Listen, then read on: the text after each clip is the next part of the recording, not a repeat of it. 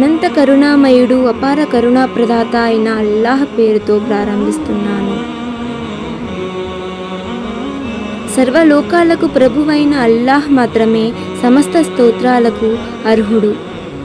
అనంత కరుణామయుడు అపార కరుణా ప్రదాత. తీర్పు దినానికి స్వామి.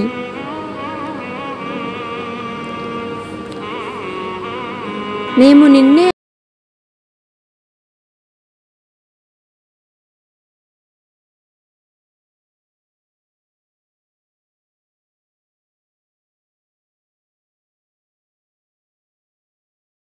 మార్గం మాత్రమే చూపు, నీ ఆగ్రహానికి గురైన వారి మార్గం చూపుకు.